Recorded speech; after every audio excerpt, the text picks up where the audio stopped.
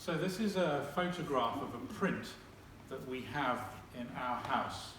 It's called The Confession of the Centurion. It was painted by a French artist called James Tissot in the 19th century. And Claire bought it for me as a gift, and I love this painting.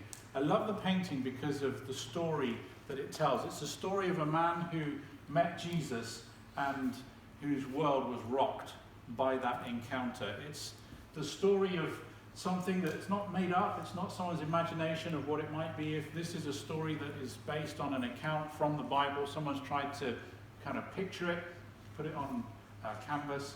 And so I love the posture and the response of this man. He had this encounter with Jesus, and the only thing that he felt was suitable and appropriate in response was worship. As a church, we're talking about worship, and the truth is that all of us are worshippers. People the world over are worshippers. It's like when God made us, he gave us an ability to recognize beauty and to appreciate it and admire it, and he gave us a desire to treasure beautiful things and to draw them to ourselves. And then God says to us, we're to worship only him.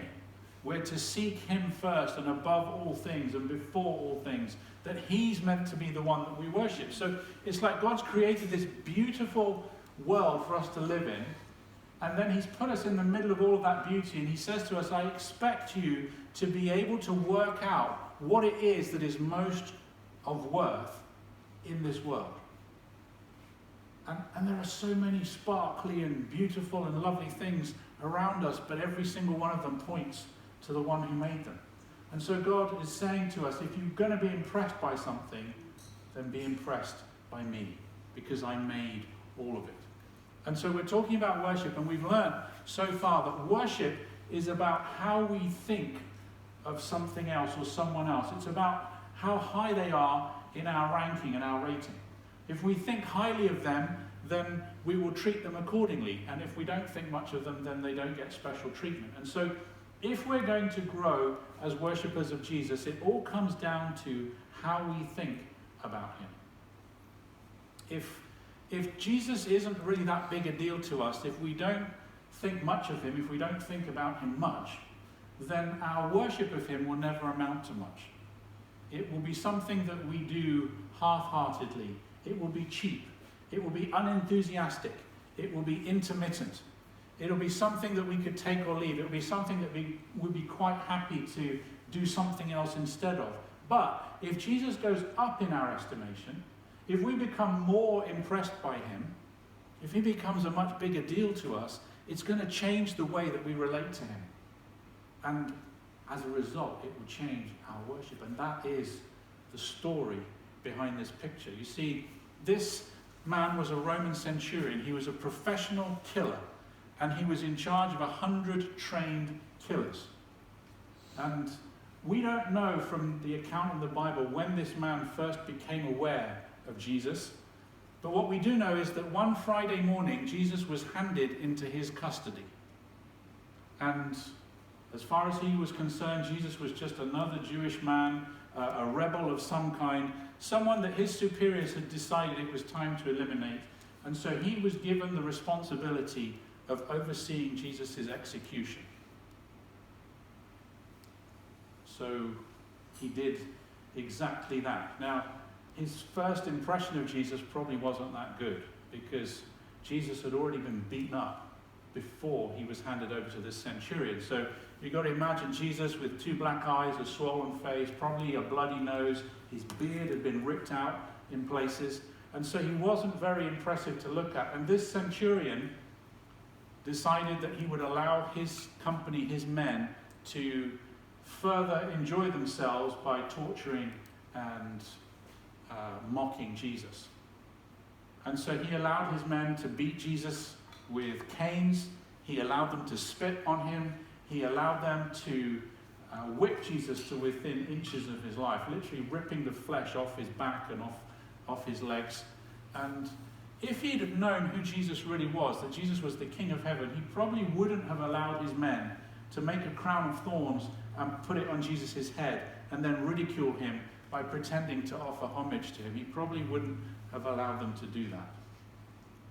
But Jesus was nothing to him. And so he did his job.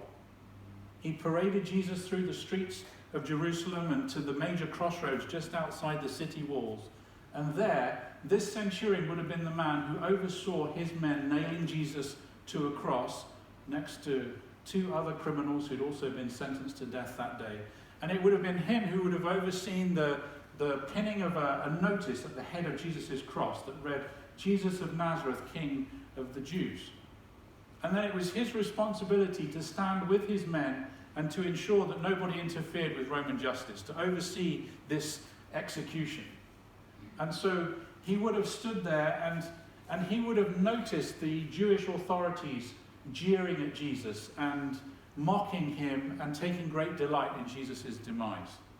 And he would have been there when the 2 criminals who were also being crucified had added their insults to the mix, also insulting Jesus. And he'd have noticed a little group of people that were stood close by to the cross, who were obviously connected to Jesus in some way, and another larger group of people stood at a distance who were also connected in some way. It was his job to notice things like that. He was trained to notice details. So he'd have noticed the life slipping away from Jesus. He'd have noticed Jesus' breathing begin to become more laboured. He'd have noticed the blood loss from Jesus. And he would have noticed the interaction between Jesus and those closest to him at the cross. He'd have noticed the way that Jesus was handling the situation by praying in some way. He would have noticed all of those things. And all of those things would have been stuff that he would have seen and done before. He'd executed people before. He would have been the one who took the decision to puncture Jesus' heart with a spear to make sure he really was 100% dead.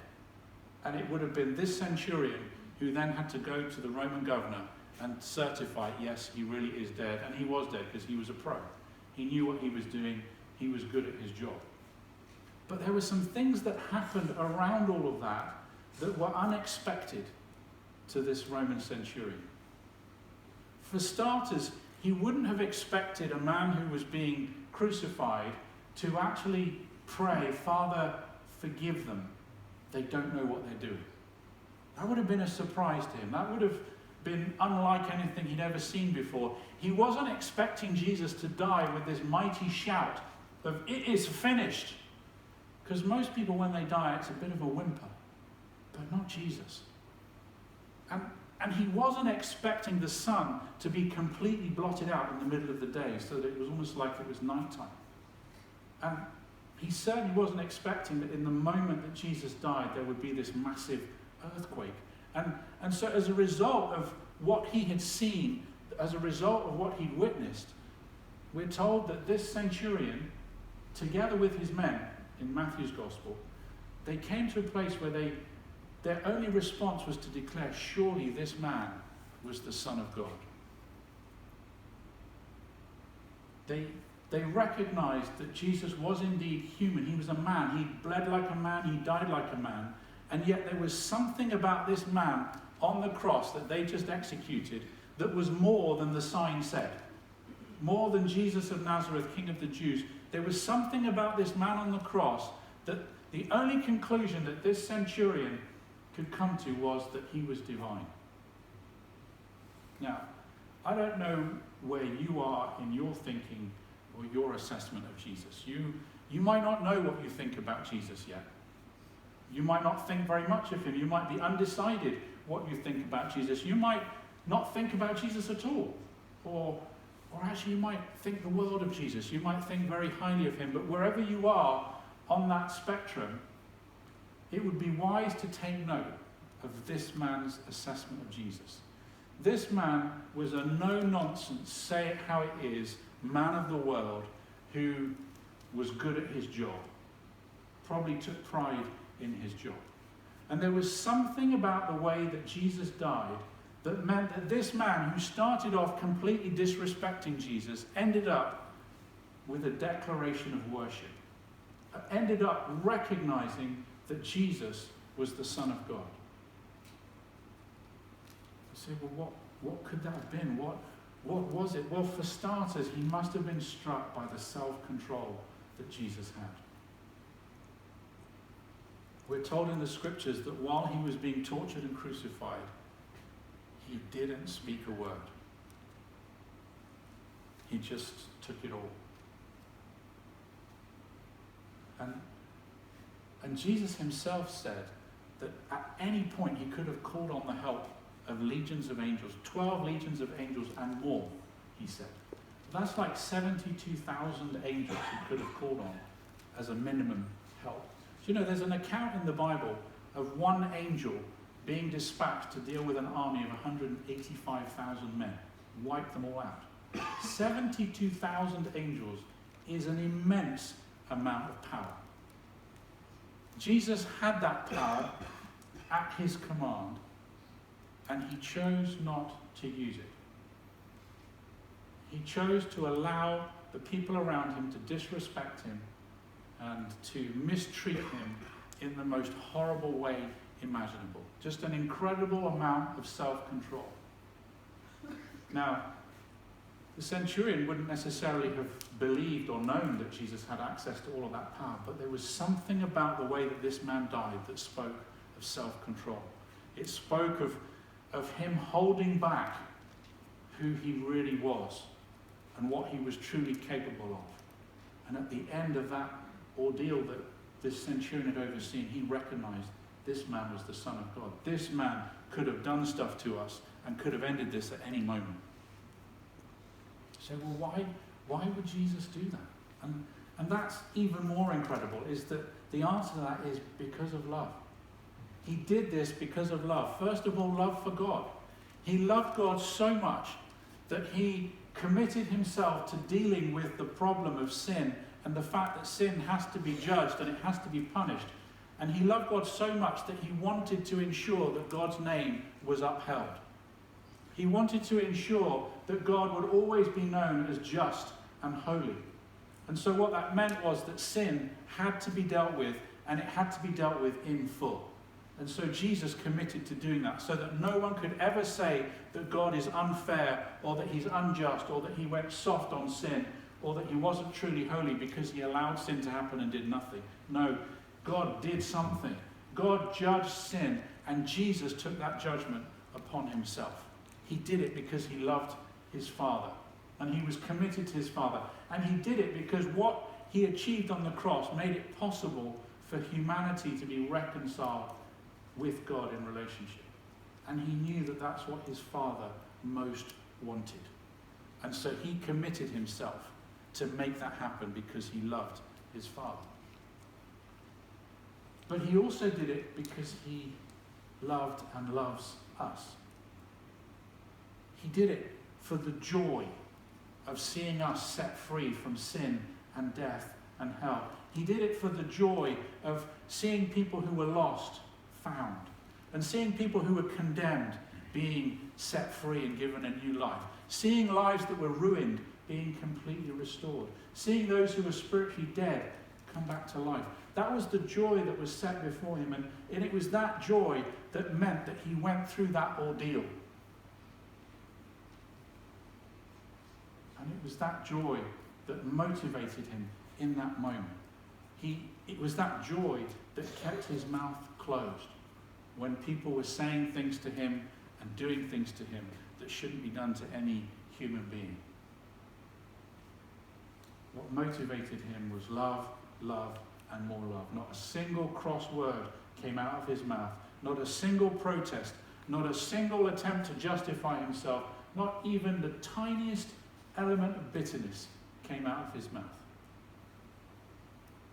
You see, it was that love that motivated him that literally was earth-shaking.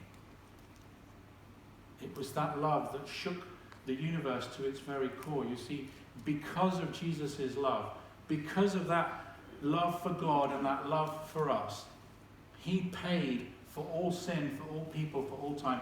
He was condemned to hell for sins that he didn't commit. For my sin and your sin and all sin. And in doing that, he completely and utterly cleared the debt that is owed by humanity for the sins that we have committed.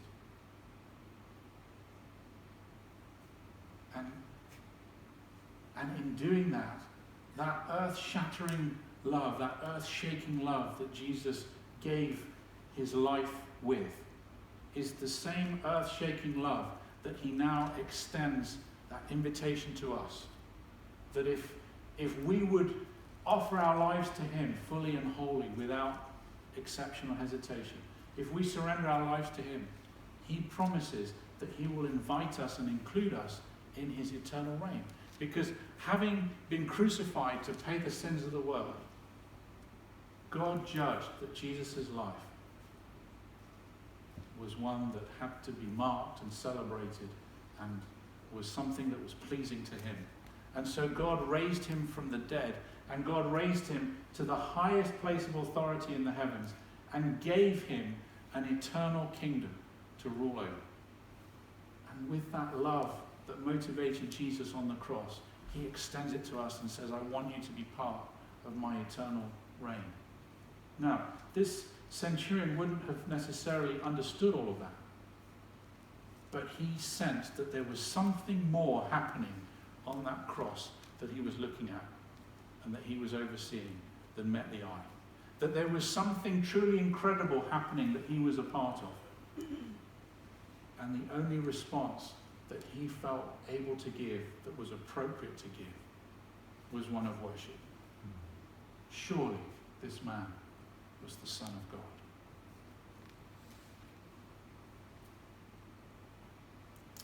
I've asked two of our church family to share with you something that they've learned about worship, because that's what we're talking about. I hope that what I've shared this morning may have made you think a little more highly of Jesus, and that as you think more highly of him, it will start to shape the way that you respond to him and treat him. But I also want you to hear from people that are growing in worship themselves, to hear how they've grown, what they've done to grow, because you may well pick up some tips that will help you as you grow as a worshipper of Jesus. And so, where's Anne? Anne's going to share first.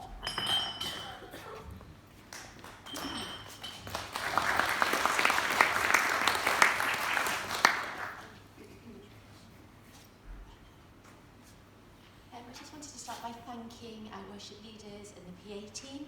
Thank you for being worshippers that draw us into Jesus' presence when we gather together. So I just wanted to share 3 ways that I've grown in worship. I'm so grateful that the heart of worship is the very essence of this church. So one of the ways is through leading children's ministry and joining in with the early morning prayer Zoom meetings, and also through taking communion on my own. So with kids ministry, we have a worship series that we cover with them. And a few years ago, I was shown a movie, and it was King David dancing and worshipping the Lord as the Ark of the Covenant was returned to Jerusalem. And I watched that movie, and David was undignified, he was sweaty, he was scorned. But watching that movie with the children, something just landed inside of me that I want to worship Jesus like that. And then with the prayer meetings, we have a 45-minute prayer meeting. The first quarter of an hour, we worship Jesus. We read a passage of scripture, usually the Psalms. On a Tuesday morning, we use that psalm as a springboard to worship Jesus with our words. And then at the Praying in Tongues prayer meeting on Thursday, we simply sing or worship in tongues, sing, worship or speak in tongues for that time. And to be honest with you, I've got this special worship song from when I was a kid, a chorus, and I start off often just using that as a tune to sing in tongues with, and then just see where it leads. And then finally, I've been taking communion on my own at home, since we've been looking into those 4 areas that we want to do from Acts 2:42. And Jesus has spoken to me time and again about how he had the Last Supper with his disciples, and how, as he was speaking about his impending betrayal, he chose to give thanks before he broke the bread and he shared the cup, and how we can give thanks and worship in the midst of betrayal, and how powerful that is. Thank you for listening.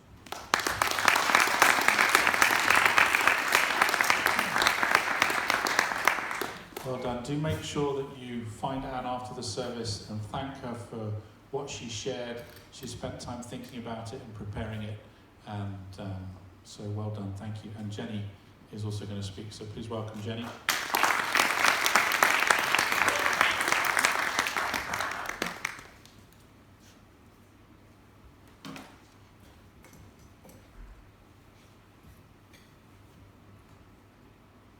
Don't need those. That's good. So I trained as a nurse in London, and I did that because my dad had had major heart surgery in his 40s, and he thought nurses were wonderful, and he was thrilled that I was going to be one. But the truth of the matter is that I was not really cut out for nursing. I'm not very practical, and I'm not very organised. So I needed help. And during those years, I prayed every day I went to work that God would help me. Quite frantic prayers and rather urgent. And he did, faithfully, day after day after day. And he never let me down. But I was a taker from God. I needed his help, but I didn't know him or give him anything back in return. I was grateful for his help and for what he did for me, and I loved him for it. But I didn't have any relationship with him. What I came to realise was that God values relationship above everything else. And Jesus died so that we could have relationship with our Heavenly Father. And so, through the leading of the Holy Spirit, I entered into relationship with him. And it's no ordinary relationship. It's a heart-to-heart thing. Falling in love with Jesus, who already loves us with a passion. And for me, worship is where we meet. It's a time of intimate connection, and worship is an affair of the heart. It's a time of intimacy between me and God, heart to heart. In quiet times at home, it's where we meet, and on a Sunday, it's a private encounter between us, but in a public setting. It's a time when I come into his presence and connect with him in an intimate way. And because it's heartfelt, it's often a messy business for me, with tears and emotion. I'm bringing the love of my heart to Jesus, loving him for his kindness to me, his generosity, and the endless grace that he shows me. So worship is very personal, and it's very heartfelt, it's very intimate, and it's because it's a thing of the heart that it is an emotional business, for me anyway. So my top tip for worship in church is to choose to stand in the front rows.